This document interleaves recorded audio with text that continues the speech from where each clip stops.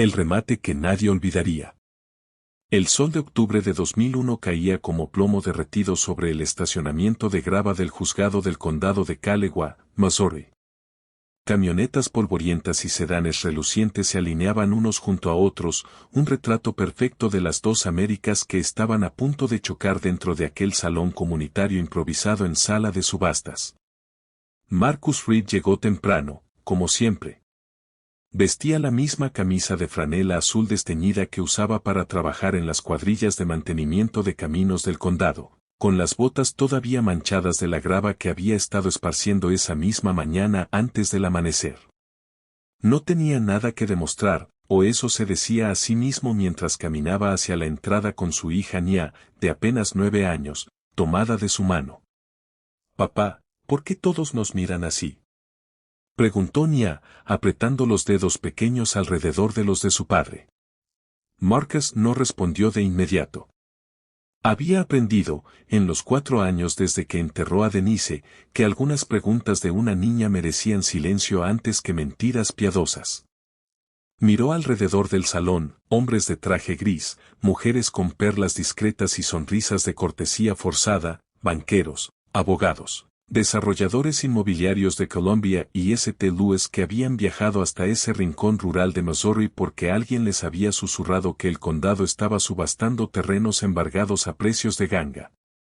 «Porque no nos conocen, cariño», dijo finalmente. «Y a la gente le gusta mirar lo que no entiende». Lo que Marcus no le dijo fue que él tampoco encajaba, y que lo sabía perfectamente.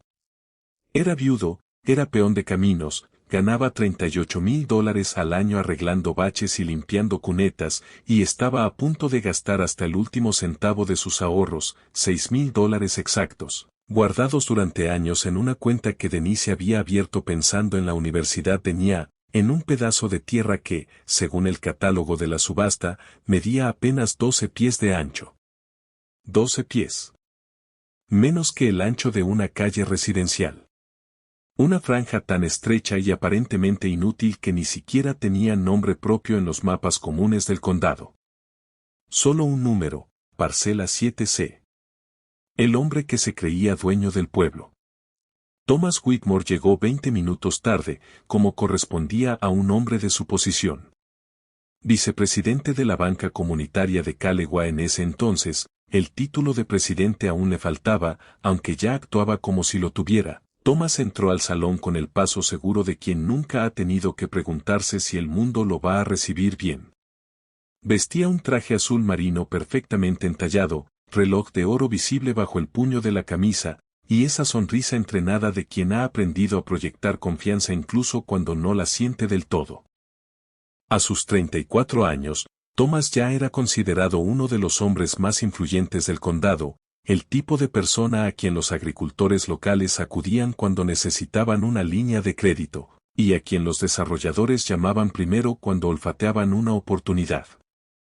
Había llegado a la subasta por una razón específica, un terreno de 200 acres al noreste del pueblo, tierra de cultivo que llevaba años sin trabajarse y que, según sus cálculos privados, cálculos que llevaba estudiando desde hacía meses sin decírselo a nadie en el banco, algún día podría convertirse en el corredor comercial más importante entre Columbia y Jefferson City. Thomas tenía visión. Eso nadie podía negárselo. Lo que le faltaba era paciencia, y sobre todo, la humildad de imaginar que un hombre como Marcus Reed pudiera ver algo que él, con toda su educación y sus contactos, hubiera pasado por alto. El subastador, un hombre corpulento llamado Oro Dawkins que llevaba 30 años vendiendo tierras embargadas y granjas heredadas en ese mismo salón, comenzó a repasar los lotes del día. Fincas de 100 acres. Lotes comerciales sobre la autopista 54. Una vieja granja lechera con el granero medio derrumbado. Los precios subían, las paletas numeradas se alzaban, y Thomas ganó sin esfuerzo las 200 acres que había venido a buscar, pagando apenas un poco más de lo que había presupuestado. Y entonces, casi como una nota al pie, casi como si el propio Oro Dawkins no le diera importancia, llegó el turno de la parcela 7C. 12 pies de tierra, un mundo de significado. Siguiente lote, anunció Earl, consultando sus papeles con una expresión de leve fastidio, como quien está a punto de vender algo que sabe que nadie quiere. Parcela 7C.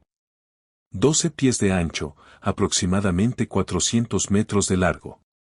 Terreno sin acceso pavimentado, sin servicios, clasificado como uso agrícola restringido. Precio de salida, $2,000. Un murmullo de risas recorrió el salón. Alguien en la fila de atrás soltó un silbido burlón. ¿12 pies? Dijo un hombre cerca de Thomas, sin molestarse en bajar la voz. Eso ni siquiera cabe un tractor de lado a lado. Thomas sonrió, negó con la cabeza y volvió a mirar sus notas sobre las 200 acres que acababa de comprar. Para él, aquella franja no era más que una curiosidad cartográfica, un error administrativo del condado que alguien había decidido subastar por pura formalidad. No le prestó más atención de la que le prestaría a una mancha de café en el mapa. Pero Marcus Reed sí levantó la mano. 2,000, dijo, con voz firme aunque su corazón latía con fuerza contra las costillas.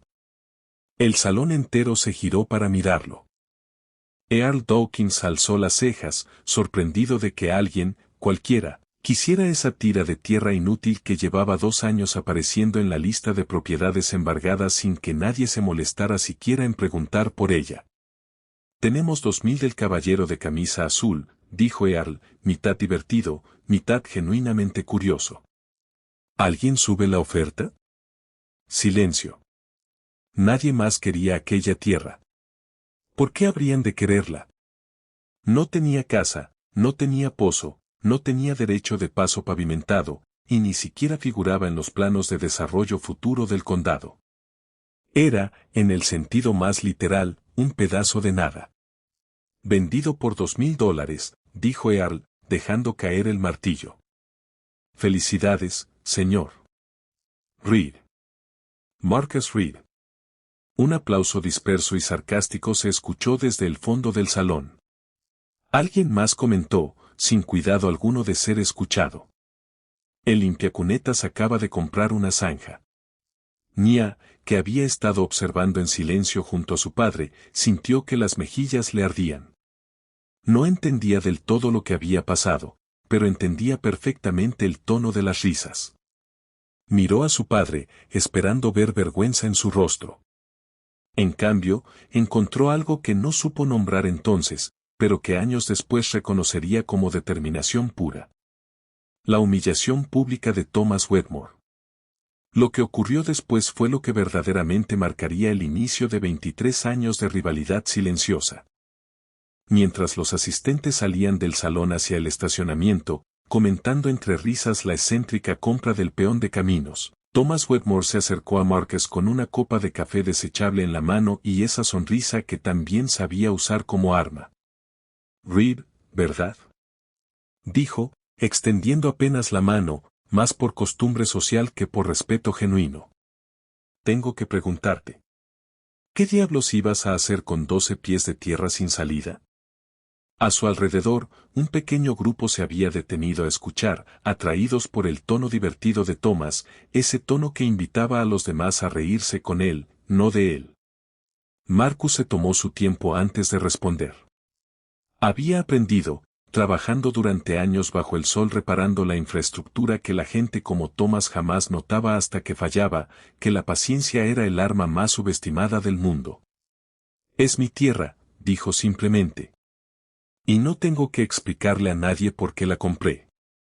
Thomas soltó una risa corta, casi condescendiente, la risa de alguien acostumbrado a que la última palabra siempre fuera suya. Mira, no te lo tomes a mal, continuó, bajando la voz apenas lo suficiente para sonar amable frente a los testigos. Pero esto no es un lugar para gente como tú. Los hombres que compran tierra aquí saben leer un mapa de zonificación, saben lo que es un estudio de viabilidad, saben calcular el retorno de inversión. Tú acabas de gastar lo que sea que hayas gastado en una zanja que ni siquiera sirve para estacionar un remolque. Deberías estar en tu casa, cuidando a tu hija, no jugando a ser inversionista. Las risas volvieron a estallar, esta vez más abiertas, más crueles. Alguien en el grupo dijo en voz baja pero audible, el limpiacunetas y sus sueños de grandeza, y la frase se quedaría pegada en la memoria de Marcus durante años, resurgiendo en los momentos más inesperados. Mientras cambiaba el aceite de su camioneta averiada, mientras pagaba facturas médicas atrasadas, mientras escuchaba a Nia llorar en su habitación después de otra broma cruel en la escuela sobre el terreno inútil de su papá. Marcus no respondió a la provocación. Miró a Thomas directamente a los ojos, con una calma que desconcertó incluso al propio banquero, y dijo solo 3 palabras. Ya lo veremos. Luego tomó la mano de Nia y caminó hacia su camioneta, dejando atrás las risas, los murmullos y a un Thomas Wetmore que, por una fracción de segundo, sintió algo parecido a la incomodidad, aunque la descartó de inmediato como simple orgullo herido de un hombre sin educación. Ninguno de los dos podía imaginar, en ese momento, cuánto pesarían esas 3 palabras 23 años después. El secreto que Marcus llevaba guardando durante años. Lo que nadie en aquel salón sabía, lo que ni siquiera Thomas Wetmore, con todos sus contactos y su educación en finanzas, había sospechado, era que la compra de Marcus no había sido un capricho ni un error de un hombre desesperado por sentirse importante. Había sido el resultado de casi 3 años de investigación silenciosa, paciente, meticulosa, realizada en las horas que la mayoría de la gente dedica al descanso. Después de la muerte de Denise, Marcus había encontrado en la biblioteca pública del condado un refugio inesperado. Al principio iba simplemente para escapar del silencio de una casa que de pronto se sentía demasiado grande para 2 personas.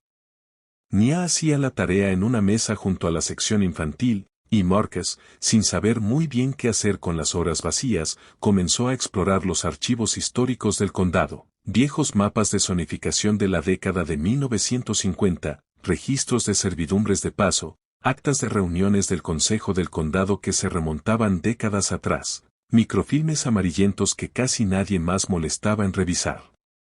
Fue en uno de esos archivos, en un mapa catastral de 1962 casi olvidado, donde Marcus encontró la primera pista.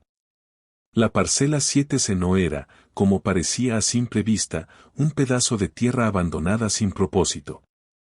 Era, según los registros originales de subdivisión de tierras del condado, el único corredor legal de acceso hacia una extensión mucho más grande de terreno no desarrollado al este del pueblo. Casi 300 acres de tierra virgen que, por un accidente histórico de planificación urbana, habían quedado completamente rodeadas de propiedades privadas por todos los demás costados. Marcus pasó meses verificando esa información. Consultó actas antiguas del Departamento de Carreteras del Condado. Revisó documentos de servidumbre que se remontaban a 1958, cuando el terreno había sido dividido originalmente entre 3 familias de agricultores. Confirmó, mapa tras mapa, escritura tras escritura, que ningún otro punto de acceso legal existía hacia esa gran extensión de tierra. Las propiedades vecinas tenían restricciones de servidumbre que expresamente prohibían el paso de terceros.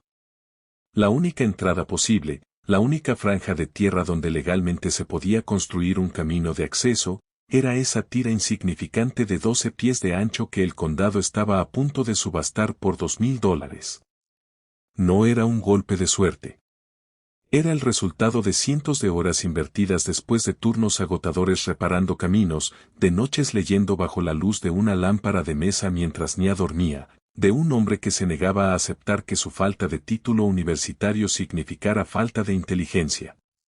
Missouri, como muchos estados del medio oeste norteamericano, seguía experimentando en aquellos años un crecimiento silencioso pero constante en sus condados periféricos, impulsado por la expansión de las principales autopistas interestatales y el interés creciente de desarrolladores comerciales en corredores antes considerados rurales. Marcus no tenía un título en planificación urbana, pero tenía algo quizás más valioso, la paciencia de quien ha aprendido, trabajando con sus propias manos, que los cimientos importan más que las apariencias. La caja fuerte de Denise. Aquella misma noche, después del remate, después de las risas, después de que Nia se durmiera todavía confundida por lo ocurrido, Marcus se sentó solo en la cocina de su pequeña casa en las afueras del pueblo y sacó de un armario cerrado una caja metálica pintada de un rojo desteñido, una caja fuerte e ignífuga que Denise había comprado años atrás. Por si acaso, decía siempre, con esa sonrisa práctica que la caracterizaba. Dentro guardaba los pocos documentos verdaderamente importantes de la familia, el certificado de matrimonio, el acta de nacimiento de Nia, una copia del testamento simple que Denise había insistido en redactar cuando Nia apenas tenía 2 años, porque nunca se sabe, y ahora, junto a todo eso, la escritura recién firmada de la parcela 7C. Marcus sostuvo el documento entre sus manos ásperas y cansadas durante un largo rato. Pensó en Denise, en cómo se habría reído con él de las burlas de esa tarde, en cómo probablemente le habría dicho, dejemos que se rían ahora, Marcus. Nadie se ríe de la última carcajada. Guardó la escritura cuidadosamente en la caja, junto a los demás documentos que representaban todo lo que le quedaba de su vida con Denise, y cerró la tapa con un chasquido metálico que sonó en el silencio de esa cocina. Casi como una promesa. No sabía exactamente cuándo llegaría el momento. No sabía si sería en 5 años, en 10 o en 20. Pero sabía, con la misma certeza silenciosa con la que había pasado meses estudiando mapas olvidados en la biblioteca del condado, que ese momento llegaría. Lo que Marcus no podía prever esa noche de octubre de 2001 era el precio personal que tendría que pagar por esa certeza. No podía imaginar las facturas médicas que se acumularían, el techo que empezaría a gotear sin dinero para repararlo, la camioneta que se averiaría una y otra vez en las carreteras heladas del invierno de Missouri. Y sobre todo, no podía imaginar la distancia que, año tras año, se abriría entre él y la niña de 9 años que esa noche dormía confundida en su habitación, sin entender todavía por qué su padre había decidido apostarlo todo por una tira de tierra que el pueblo entero consideraba una broma. Lo único que Marcus sabía, mientras apagaba la luz de la cocina y se dirigía a su propia habitación vacía, era que había hecho lo correcto. Y en Callaway County, Missouri, a veces eso era lo único que un hombre necesitaba para sostenerse durante los años difíciles que se avecinaban. Los primeros años de burla constante. Las semanas siguientes a la subasta fueron, para Marcus, una lección continua sobre la crueldad silenciosa de las comunidades pequeñas.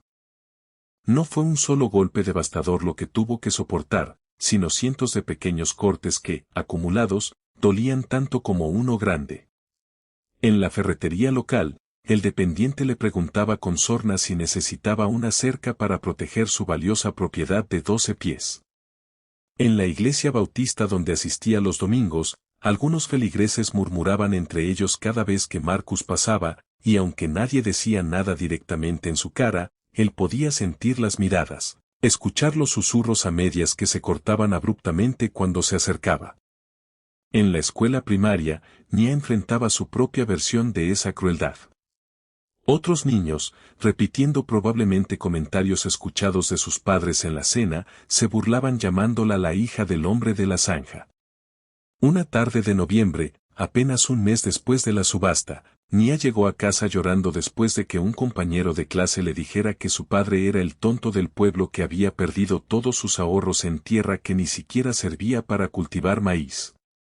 Marcus la abrazó esa noche durante mucho tiempo, sentados los dos en el sofá desgastado de la sala, sin saber exactamente qué palabras usar para explicarle a una niña de 9 años una verdad que ni siquiera los adultos del pueblo estaban dispuestos a considerar, que a veces, lo que parece no tener ningún valor es exactamente lo que, algún día, resultará ser lo más valioso de todo.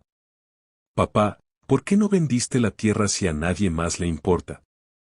Preguntó Nia esa noche, con la voz todavía temblorosa por el llanto. Podríamos haber comprado cosas bonitas con ese dinero. Marcus la miró y, por primera vez, le habló con total honestidad sobre lo que había descubierto en los archivos de la biblioteca. Algún día, cariño, esa tierra va a valer mucho más de lo que cualquiera de esas personas se imagina.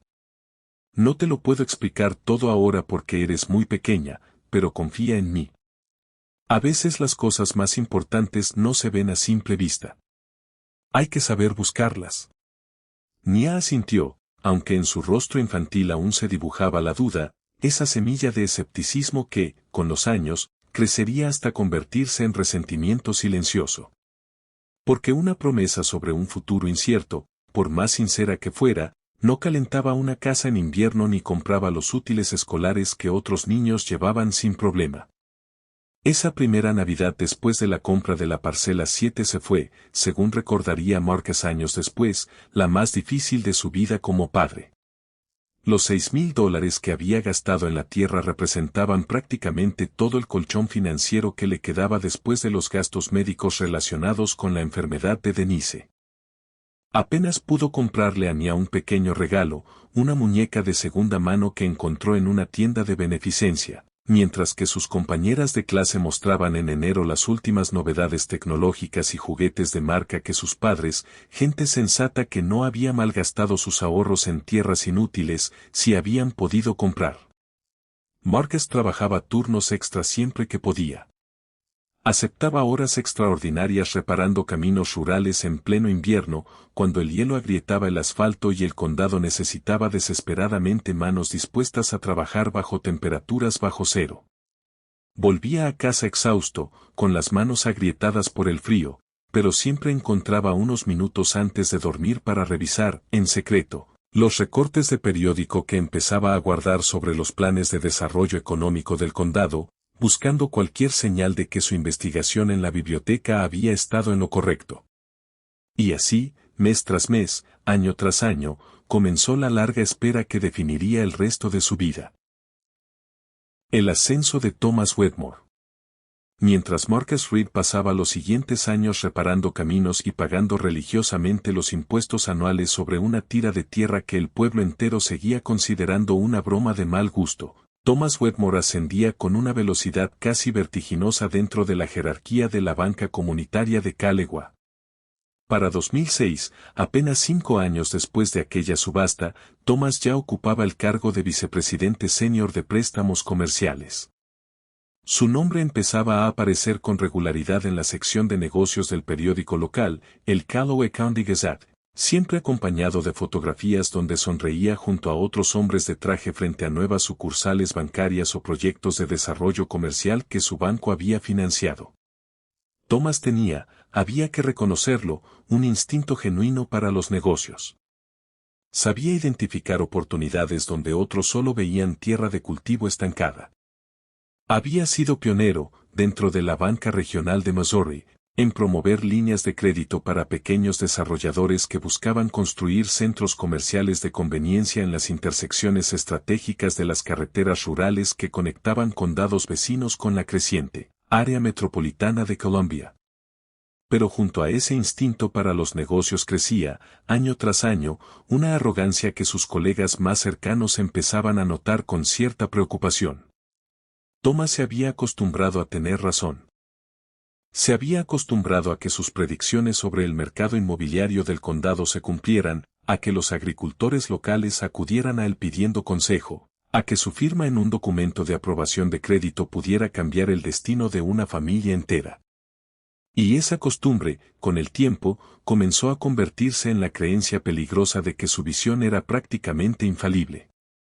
En 2011, tras la jubilación repentina del entonces presidente del banco por motivos de salud, la junta directiva de la banca comunitaria de Calegua nombró a Thomas Wedmore, con apenas 44 años, como el nuevo presidente de la institución. Fue la portada del Gazette esa semana, el banquero más joven en dirigir la institución financiera más antigua del condado. En la entrevista que acompañaba el artículo, Thomas hablaba con entusiasmo sobre su visión de convertir a Callaway County en el próximo gran corredor comercial entre Columbia y Jefferson City, palabras que, sin que él lo supiera entonces, resonaban de manera extraña con la investigación silenciosa que Marcus Reed había realizado una década atrás en la biblioteca pública del condado. La primera oferta. Fue en la primavera de 2008, 3 años antes de convertirse en presidente del banco, cuando Thomas hizo su primer acercamiento formal a Marcus por la parcela 7C. Había estado revisando, junto con su equipo de desarrollo comercial, la posibilidad de adquirir grandes extensiones de tierra al este del pueblo, donde los estudios preliminares de tráfico y crecimiento poblacional sugerían que algún día podría construirse un desarrollo comercial significativo. Fue entonces cuando uno de sus analistas jóvenes, revisando los registros catastrales del condado, se topó con un detalle curioso. La gran extensión de terreno no desarrollado que Thomas tenía en la mira carecía de acceso legal directo desde ninguna carretera pública, excepto por una estrecha franja de 12 pies conocida como Parcela 7C. Señor Whitmore, hay un problema con el acceso, le había dicho el analista aquella tarde, mostrándole los mapas. Toda esa extensión de tierra al este está rodeada de propiedades privadas con servidumbres restringidas. La única entrada legal es esta tira aquí, la 7C. Y pertenece a un particular. Thomas había mirado el mapa con una mezcla de irritación y curiosidad, hasta que reconoció el nombre del propietario registrado, Marcus Reed. ¿El tipo de la subasta? Había preguntado, con una risa incrédula. ¿El limpiacunetas todavía tiene esa cosa? No le pareció, en aquel momento, un obstáculo serio. Después de todo, ¿qué hombre en la posición económica de Marcus Reed rechazaría una oferta generosa por un pedazo de tierra que, para cualquier observador razonable, no tenía ningún valor práctico salvo el que él mismo pudiera ofrecerle? Thomas se presentó personalmente en la casa de Marcus un sábado por la mañana de abril de 2008, vestido de manera casual, o lo que él consideraba casual, pantalones de vestir planchados y un suéter de cachemira, conduciendo un sedán alemán reluciente que contrastaba dolorosamente con la camioneta oxidada estacionada en la entrada de grava de la casa de Marcus. Marcus, ¿verdad?, dijo Thomas, extendiendo la mano con una sonrisa que pretendía ser cordial. No sé si te acuerdas de mí.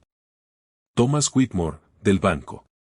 Me acuerdo perfectamente, respondió Marcus, sin ninguna hostilidad en la voz, pero tampoco con calidez.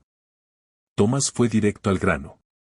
Le explicó, con el tono paciente de quien está seguro de estar ofreciendo un favor extraordinario, que su banco estaba interesado en adquirir la parcela 7C como parte de un proyecto de desarrollo futuro. Ofreció $40,000, 20 veces lo que Marcus había pagado originalmente. Es un excelente retorno para una inversión que, seamos honestos, la mayoría consideraría que no valía nada, dijo Thomas, sin poder evitar ese matiz condescendiente que parecía formar parte permanente de su forma de hablar con Marcus. Podrías arreglar esa casa, comprarte un vehículo decente, ahorrar algo para la universidad de tu hija. Sería una decisión inteligente. Marcus escuchó toda la oferta sin interrumpir.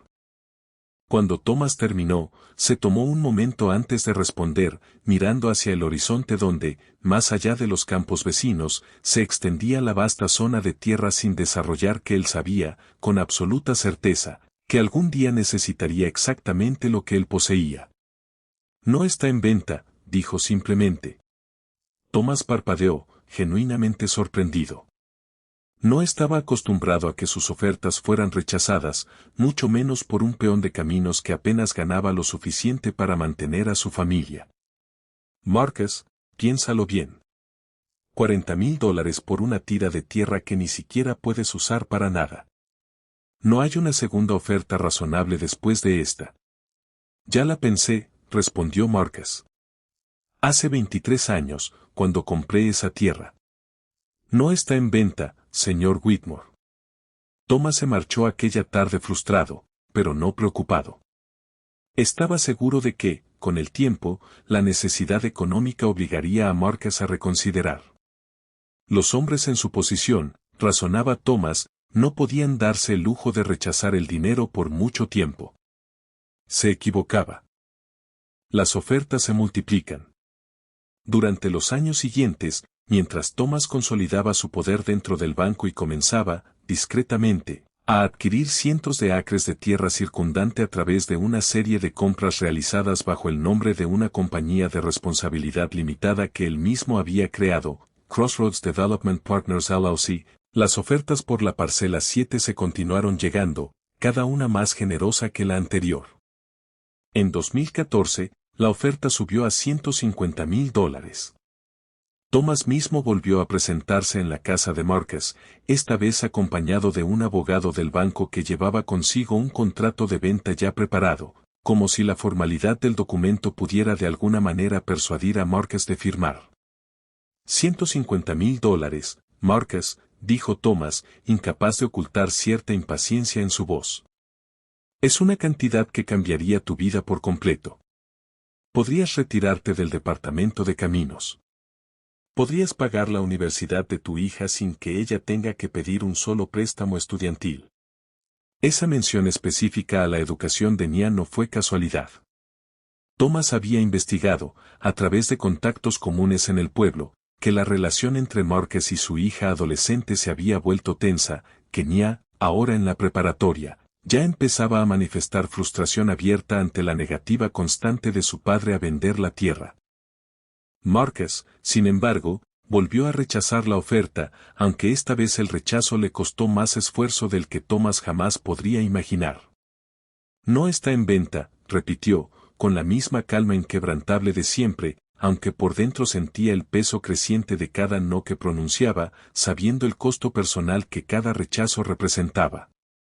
Para 2019, con el proyecto de Crossroads Commons ya tomando forma sólida en los planos privados que Thomas guardaba celosamente en su oficina, la oferta escaló hasta los $350,000. Fue la oferta más difícil de rechazar para Marcus, no porque hubiera comenzado a dudar de su investigación original, sino porque llegó apenas semanas después de que Nia, ya con 22 años y a punto de graduarse de la universidad, le suplicara por teléfono, con la voz quebrada por la frustración acumulada de años, que aceptara el dinero. La distancia entre padre e hija. Para entender completamente lo que sucedió entre Marcus y Nia durante esos 23 años, es necesario retroceder hasta 2010, cuando Nia cumplió 18 años y comenzó a solicitar su ingreso a diferentes universidades de Missouri.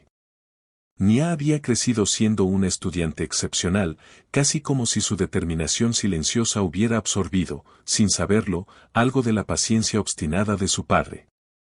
Sacaba las mejores calificaciones de su generación en la preparatoria de Fulton, participaba en el equipo de debate, soñaba con estudiar administración de empresas en la Universidad de Missouri en Columbia, y más adelante, quizás, obtener una maestría que le permitiera trabajar en finanzas corporativas en una ciudad grande, lejos del pueblo pequeño donde había crecido escuchando susurros sobre la tierra inútil de su padre.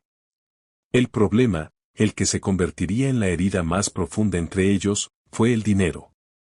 Marcus, con su salario de peón de caminos del condado, un salario que apenas había aumentado de manera significativa en casi 20 años, a pesar de los ascensos menores que había recibido dentro del departamento, simplemente no tenía los recursos para cubrir el costo completo de una educación universitaria. Podía ayudar con una parte, pero la mayor parte del costo tendría que salir de becas, préstamos estudiantiles o de algún otro lado. Y ese algún otro lado, para Nia, tenía un nombre evidente y frustrante, la parcela 7C. Papá, tienes una oferta de $40,000 sobre la mesa, le había dicho Nia una noche de 2010, con 18 años recién cumplidos, sentada en la misma sala donde años atrás había llorado por las burlas de sus compañeros de clase. $40,000 que podrían pagar prácticamente toda mi universidad sin que yo tenga que endeudarme. ¿Por qué te niegas a venderla? Marcus había intentado, esa noche y en muchas noches posteriores, explicarle a su hija la investigación que había realizado años atrás en la biblioteca del condado, el descubrimiento sobre el acceso único a la gran extensión de tierra al este del pueblo, su convicción absoluta de que algún día esa tierra valdría muchísimo más de lo que cualquier oferta actual podía reflejar. Pero para una joven de 18 años enfrentando la realidad inmediata de facturas universitarias, becas insuficientes y la posibilidad muy real de endeudarse por décadas, las explicaciones de su padre sonaban, cada vez más, como excusas de un hombre obstinado que priorizaba una apuesta incierta sobre el futuro concreto de su propia hija. No lo entiendo, papá, le dijo Nia esa misma noche, con lágrimas de frustración en los ojos. Mamá no está aquí para ayudarnos. Somos solo nosotros dos. Y tú prefieres aferrarte a una tierra que nadie más quiere, en lugar de darme la oportunidad de empezar mi vida sin una montaña de deudas. Nia, confía en mí. Sé que esto es difícil de entender ahora, pero... No, papá. Había interrumpido ella, con una intensidad que sorprendió incluso a Marcus. Llevas 9 años diciéndome que confíe en ti, que algún día esa tierra va a valer una fortuna. Pero yo necesito pagar la universidad ahora. No en 20 años. Ahora. Esa conversación, y muchas variaciones dolorosamente similares de la misma discusión durante los años siguientes, fueron erosionando lentamente la relación entre padre e hija. Nia, finalmente, decidió tomar el asunto en sus propias manos, solicitó y obtuvo préstamos estudiantiles federales y privados, se mudó a Columbia para estudiar en la Universidad de Missouri, y poco a poco comenzó a distanciarse emocionalmente de un padre que, en su percepción adolescente y luego juvenil, parecía valorar más una apuesta abstracta sobre tierra que el bienestar concreto e inmediato de su propia hija. Las visitas a casa se volvieron menos frecuentes. Las llamadas telefónicas, antes diarias durante los primeros meses de universidad, se espaciaron hasta convertirse en conversaciones breves y superficiales cada 2 o 3 semanas. Para 2016, cuando Nia se graduó con honores y consiguió un puesto en una firma de contabilidad en Kansas City, la distancia entre ellos, tanto física como emocional, se había convertido en la norma silenciosa de su relación. Marcus asistió a la graduación de su hija sentado solo entre las familias completas que llenaban el auditorio, vistiendo el único traje que poseía, comprado años atrás para el funeral de Denise. Vio a Nia recibir su diploma con una sonrisa radiante, rodeada de amigos y compañeros de clase que celebraban con ella, y sintió, en ese momento, una mezcla devastadora de orgullo y soledad que jamás compartió con nadie. Las advertencias ignoradas. Mientras tanto, dentro del banco, Thomas Wedmore continuaba avanzando con su ambicioso proyecto de Crossroads Commons, ignorando sistemáticamente las advertencias cada vez más urgentes de su propio equipo legal. Sandra King, la abogada principal del banco especializada en bienes raíces comerciales, había planteado el problema de la parcela 7C en repetidas reuniones de planificación a lo largo de los años, cada vez con mayor insistencia. Thomas, no podemos seguir adelante con el diseño final del proyecto sin resolver el tema del acceso, le había advertido Sandra en una reunión de 2020, mostrándole los planos actualizados del desarrollo. Toda la entrada principal propuesta depende de cruzar la parcela 7C. Sin esa franja de tierra, o sin una servidumbre de paso negociada con su propietario, legalmente no podemos construir el acceso tal como está diseñado. Reed la venderá eventualmente, había respondido Thomas, con la confianza inquebrantable que lo caracterizaba. Es solo cuestión de subir la oferta lo suficiente. Todo hombre tiene un precio, Sandra. El de Reed simplemente es más alto de lo que pensé al principio. ¿Y si no lo vende? Había insistido Sandra. Deberíamos considerar rutas alternativas de acceso, o al menos negociar una servidumbre legal como respaldo antes de comprometer 360 acres de tierra circundante y $36 millones en financiamiento. Thomas descartó la sugerencia con un gesto de la mano. Estás siendo excesivamente cautelosa. Reed es un peón de caminos que gana menos de $40,000 al año. Nadie en su posición financiera va a rechazar $350,000 en efectivo indefinidamente. Es matemáticamente irracional, y créeme, tarde o temprano la realidad económica se impone sobre el orgullo. Lo que Thomas Wedmore, con toda su educación financiera y su instinto probado para los negocios, no lograba comprender, lo que quizás nunca podría comprender del todo, era que Marcus Reed no estaba operando bajo la misma lógica económica que Thomas asumía como universal. Marcus no veía la parcela 7C simplemente como un activo financiero que pudiera venderse al mejor postor.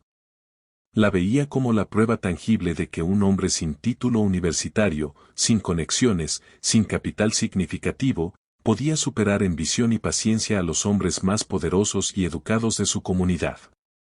Era, en cierto sentido, La última promesa que le había hecho a Denise, la certeza silenciosa que lo había sostenido durante los años más difíciles después de su muerte, el legado que esperaba, algún día, poder ofrecerle completo y multiplicado a Nya, aunque ella todavía no pudiera entenderlo. Para 2022, mientras Thomas ya había invertido discretamente más de $18 millones en la adquisición de tierra circundante a través de Crossroads Development Partners LLC, y mientras los arquitectos y planificadores urbanos contratados por el banco finalizaban los diseños detallados del que sería el proyecto comercial más ambicioso en la historia de Callaway County, la parcela 7 se seguía apareciendo en cada plano, cada estudio de viabilidad, cada documento de financiamiento como una nota al margen que decía simplemente, acceso principal pendiente de negociación con propietario privado. Nadie en el banco, ni siquiera Sandra con todas sus advertencias, podía haber imaginado hasta qué punto esa nota al margen terminaría determinando el destino completo del proyecto de $36 millones. El anuncio de los 36 millones. La mañana del 14 de marzo de 2024, el salón de eventos del Centro de Convenciones de Callaway County estaba lleno hasta el último asiento. Cámaras de televisión local, reporteros del Columbia Missourian, funcionarios del condado, inversionistas regionales y una buena parte de la élite empresarial de Missouri Central se habían reunido para presenciar el anuncio que Thomas Wetmore llevaba años preparando en secreto.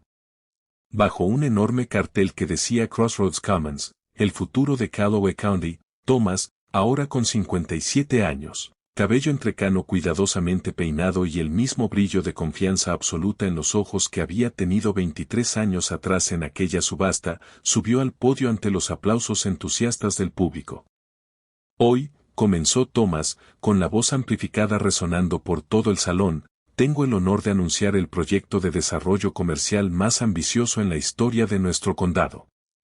Crossroads Commons representará una inversión de $36 millones, traerá más de 1,200 empleos permanentes a nuestra comunidad, e incluirá un centro comercial de última generación, un hotel de 4 estrellas, oficinas corporativas y espacios recreativos para toda la familia. Las pantallas gigantes detrás de él mostraban renders arquitectónicos impresionantes, edificios modernos de cristal y acero, estacionamientos amplios, senderos peatonales bordeados de árboles, todo construido sobre las 360 acres de tierra que Thomas había pasado más de una década adquiriendo pacientemente, acre por acre, a través de Crossroads Development Partners LLC. Este proyecto, continuó Thomas, con evidente orgullo, transformará a Callaway County en el destino comercial y de inversión más importante entre Columbia y Jefferson City. La construcción comenzará este verano, con la fase inicial programada para su apertura en 18 meses. Los aplausos resonaron con fuerza. Fotógrafos capturaron el momento. En primera fila, miembros de la junta directiva del banco sonreían con satisfacción, imaginando ya los rendimientos financieros que el proyecto generaría para la institución. Nadie en aquel salón, ni siquiera Thomas Wetmore en la cúspide de su momento de mayor triunfo público, tenía la menor idea de que, a apenas 15 minutos en automóvil de allí, un hombre de 61 años, todavía vestido con el uniforme desgastado del Departamento de Caminos del Condado, acababa de leer en su teléfono celular una notificación de noticias locales sobre el anuncio y había comenzado, con calma metódica, a prepararse para hacer algo que llevaba 23 años planeando. El descubrimiento fatal. El error, cuando finalmente salió a la luz, resultó devastadoramente simple, del tipo de descuido que en retrospectiva parece imposible, pero que en el fragor de años de planificación acelerada y confianza excesiva, había pasado desapercibido para todo el equipo de Thomas. 2 semanas después del gran anuncio público, mientras el equipo de ingeniería civil contratado por el banco finalizaba los últimos detalles técnicos antes de solicitar los permisos de construcción ante el condado, un ingeniero joven llamado David Ferris se topó, casi por casualidad, con una discrepancia en los planos de acceso vial.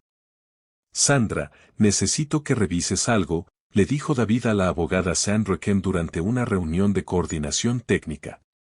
La entrada principal del proyecto, la que conecta con la autopista 54, Cruza directamente sobre una parcela que en el registro catastral del condado aparece como propiedad privada independiente.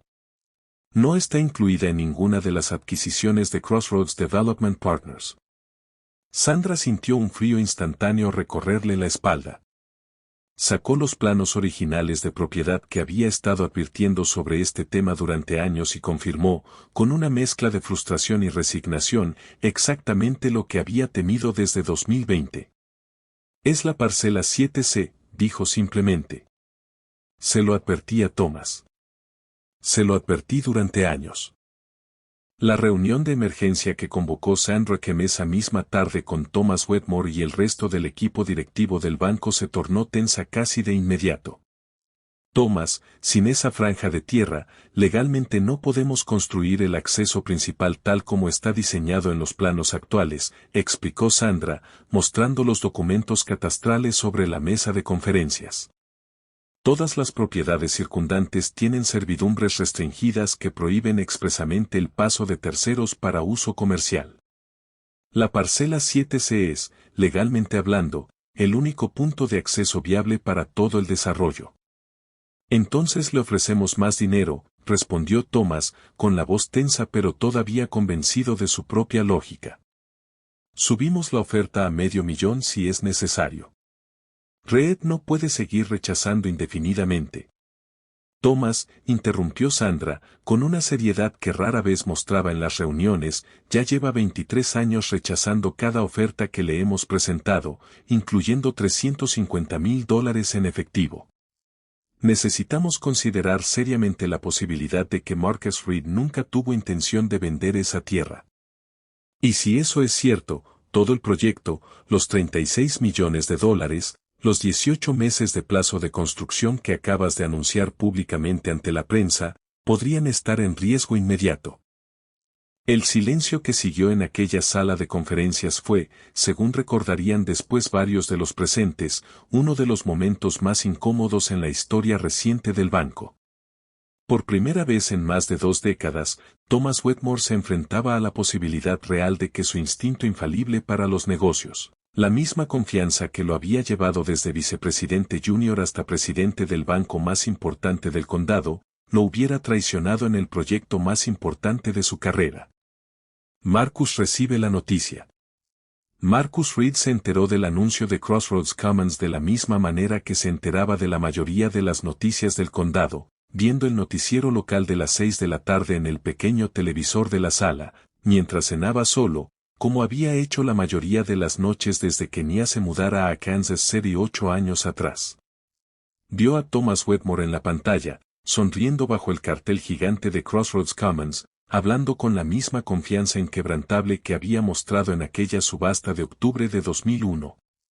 Vio los renders arquitectónicos, escuchó la cifra de $36 millones, escuchó la promesa de 1,200 empleos permanentes.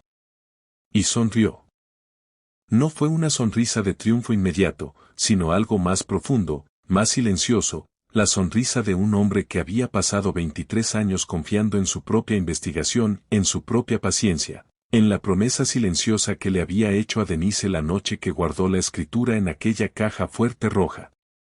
Apagó el televisor, se levantó de su silla con el mismo movimiento cansado de siempre, los años de trabajo físico habían pasado factura en sus rodillas y su espalda, y caminó hacia el armario donde, después de todo este tiempo, seguía guardando la caja fuerte que había pertenecido a Denise. Abrió la caja con manos que ahora mostraban las arrugas y manchas propias de sus 61 años, y sacó la escritura original de la parcela 7C, el mismo documento que había firmado aquella tarde de octubre de 2001 entre risas y burlas.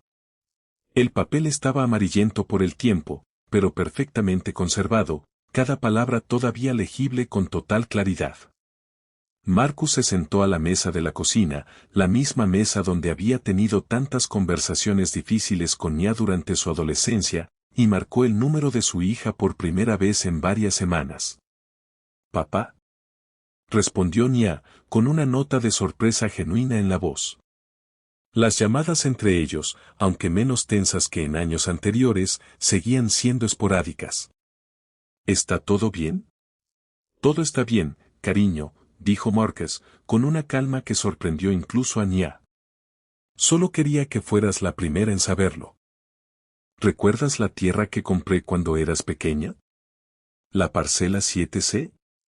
Un silencio breve pero cargado de historia se extendió por la línea telefónica.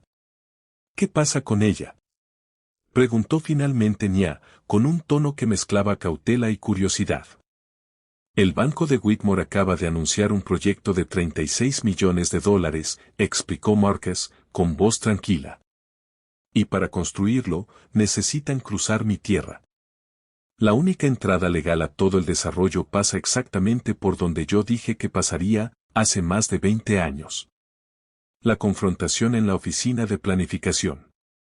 Al día siguiente, Marcus Reed se puso su mejor camisa, no un traje, porque nunca había necesitado uno para sentirse seguro de sí mismo, y condujo su camioneta, ahora reemplazada por un modelo un poco más reciente aunque todavía modesto, hacia la oficina de planificación y zonificación del condado de Calewa. Solicitó, con total tranquilidad, revisar los planos públicos presentados por Crossroads Development Partners LLC para la solicitud de permisos de construcción del proyecto Crossroads Commons. Como propietario registrado de una parcela directamente afectada por el proyecto propuesto, tenía pleno derecho legal a esa información, un derecho que había investigado cuidadosamente en las semanas posteriores al anuncio público.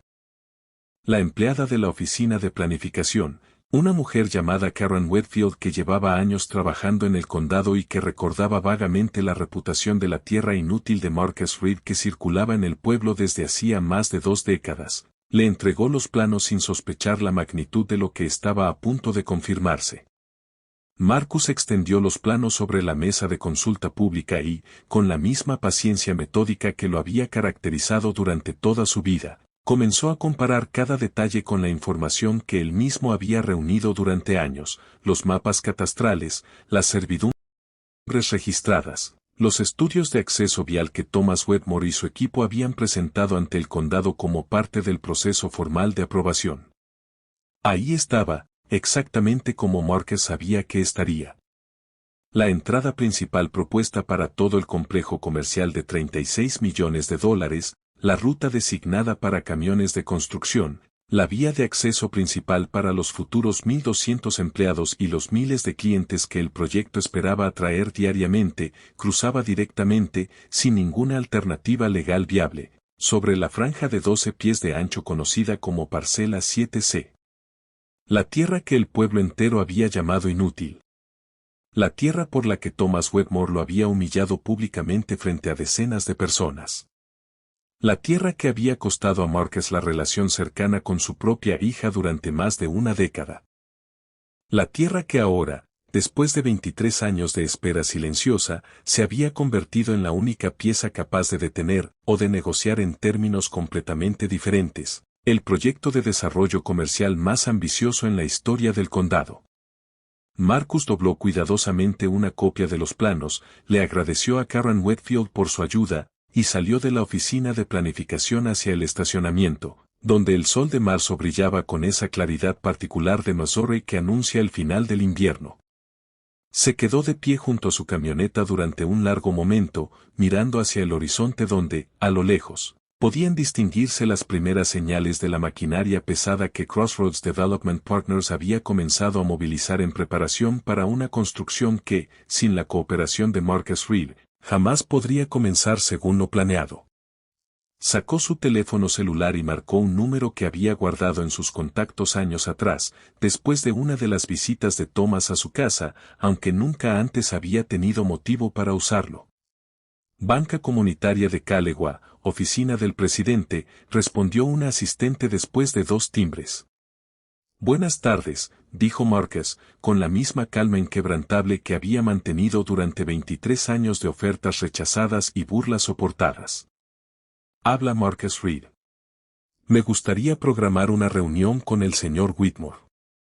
Dígale que se trata de la parcela 7C, y que esta vez, la conversación va a ser diferente.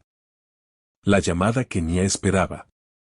Esa misma noche, mientras Marcus regresaba a casa después de un día que marcaría, de manera definitiva, el punto de inflexión de más de 2 décadas de espera, su teléfono sonó nuevamente. Era Nia. Papá, dijo su voz, con una emoción que Marcus no había escuchado en años. He estado pensando todo el día en lo que me dijiste ayer. Busqué información sobre el proyecto en Internet. 36 millones de dólares, papá. Y tu tierra es literalmente la única entrada. Así es, cariño. Hubo un silencio largo en la línea, cargado del peso de todas las conversaciones difíciles que habían tenido durante los últimos 23 años, las discusiones sobre la universidad, los préstamos estudiantiles, las visitas cada vez más espaciadas, la distancia que se había ido acumulando silenciosamente entre ellos como el polvo sobre los muebles de una casa poco visitada. Papá, lo siento, dijo finalmente Nia, con la voz quebrada. Durante años pensé que elegiste esa tierra por encima de mí. Pensé que te importaba más una apuesta que mi futuro. Y ahora entiendo que estabas construyendo algo para los dos. Para nuestra familia. Solo que yo era demasiado joven, demasiado asustada por las deudas, para verlo de esa manera.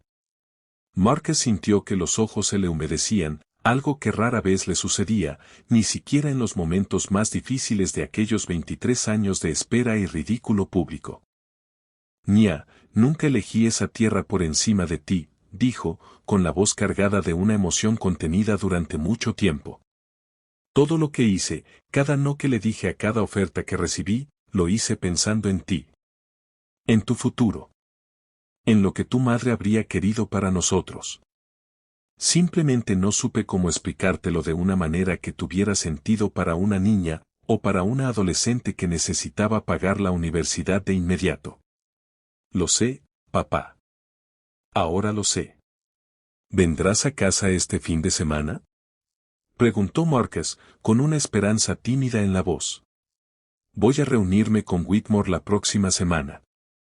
Y me gustaría que estuvieras ahí conmigo quien viera cómo termina esta historia. Después de todo, tú también estuviste ahí cuando comenzó. Ahí estaré, papá, dijo Nia, sin dudarlo ni un segundo. No me lo perdería por nada del mundo. El desenlace que Calloway County jamás olvidaría. La reunión entre Marcus Reed y Thomas Wetmore se celebró finalmente una semana después, en la sala de conferencias principal del banco, el mismo edificio donde Thomas había construido gran parte de su imperio financiero y su reputación como el visionario más importante del condado. Thomas entró a la sala con evidente tensión en el rostro, acompañado de Sandra Kem y de 2 miembros más de su equipo legal. Marcus llegó acompañado únicamente de Nia, quien había insistido en tomarse el día libre en su trabajo en Kansas City para estar presente en ese momento histórico. Marcus, comenzó Thomas, intentando recuperar algo de su antigua confianza, aunque su voz carecía de la arrogancia despectiva de 23 años atrás. Estoy dispuesto a ofrecerte $750,000 por la parcela 7C. Es una cifra sin precedentes para una propiedad de ese tamaño en todo el condado. Marcus, sentado con la misma calma que había mantenido durante décadas de espera, negó suavemente con la cabeza. Señor Whitmore, no vine aquí para vender la tierra, dijo. Vine para hablar sobre una servidumbre de acceso permanente, con las condiciones que yo considere justas, y con un porcentaje de participación en los ingresos futuros del desarrollo comercial que se construya sobre la tierra que compré con mis propios ahorros hace 23 años, cuando usted me llamó limpiacunetas frente a todo el pueblo. El silencio en la sala de conferencias se extendió durante varios segundos, roto únicamente por el sonido distante del tráfico en la calle principal de Fulton, Missouri. Marcus, dijo finalmente Thomas, con una voz notablemente diferente, despojada por completo de la condescendencia que lo había caracterizado durante más de 2 décadas, creo que tienes razón en pedir eso. Y creo que, hace 23 años, me equivoqué profundamente contigo. Fue, según recordarían más tarde tanto Sandra Kem como Nia Reed, el momento más cercano a una disculpa genuina que Thomas Wetmore había ofrecido en toda su carrera pública. Las negociaciones que siguieron durante las semanas posteriores fueron largas y detalladas, pero finalmente culminaron en un acuerdo que sorprendió a todo el condado cuando se hizo público. Marcus Reed conservaría la propiedad completa de la parcela 7C, otorgaría una servidumbre de acceso permanente a Crossroads Development Partners LLC y recibiría, a cambio, un pago inicial de $1.200.000 más un porcentaje continuo de los ingresos comerciales generados por el desarrollo. Durante los siguientes 30 años, el Callaway County Gazette dedicó su portada completa a la historia bajo el titular, El legado de 12 pies, como un peón de caminos predijo el futuro de Callaway County. La historia se volvió viral en redes sociales, compartida por miles de personas en todo Missouri y más allá, convirtiéndose en un símbolo poderoso de paciencia, visión y resiliencia frente a la burla pública. Marcus utilizó una parte significativa de su nueva fortuna para establecer una beca universitaria a nombre de Denise Reed, destinada a estudiantes de familias trabajadoras de Callaway County que, como ni a años atrás, luchaban por pagar su educación sin acumular deudas insostenibles. Reparó finalmente el techo de su casa, se compró una camioneta nueva, y por primera vez en 23 años, pudo ofrecerle a su hija algo que el dinero jamás había podido comprar directamente, la certeza compartida de que su paciencia, su fe silenciosa, y su amor incondicional habían valido cada sacrificio. Nia, por su parte, dejó su trabajo en Kansas City meses después y regresó a Callaway County, donde comenzó a trabajar junto a su padre en la administración de la fundación educativa que llevaba el nombre de su madre, reconstruyendo, día a día, los años de distancia que alguna vez los había separado. En cuanto a Thomas Wedmore, aunque el proyecto Crossroads Commons finalmente se construyó, generando efectivamente los 1.200 empleos prometidos y transformando la economía local del condado, la historia de su error de cálculo con la parcela 7C se convertiría en un caso de estudio obligatorio en las escuelas de negocios de Missouri, un recordatorio permanente de que la arrogancia, incluso cuando va acompañada de educación, contactos y recursos, jamás puede sustituir a la humildad de reconocer que la verdadera visión a veces se encuentra en los lugares y en las personas que menos esperamos. Marcus Reed, el hombre que una vez fue llamado limpiacunetas frente a todo el pueblo, se convirtió, en cambio, en la prueba viviente de una verdad simple pero poderosa que hoy circula en historias de superación en toda Missouri. A veces, la tierra que todos consideran inútil es exactamente la que sostiene el futuro completo de una comunidad, y la paciencia silenciosa de un hombre honesto puede, con el tiempo, valer muchísimo más que todos los millones del banquero más poderoso del condado. Fin de la historia. La tira de tierra que nadie quería es un relato de ficción inspirado en dinámicas reales de desarrollo inmobiliario, servidumbres de acceso y las historias silenciosas de resiliencia que ocurren en comunidades rurales de Estados Unidos. Los nombres, lugares específicos y eventos de esta narrativa son ficticios.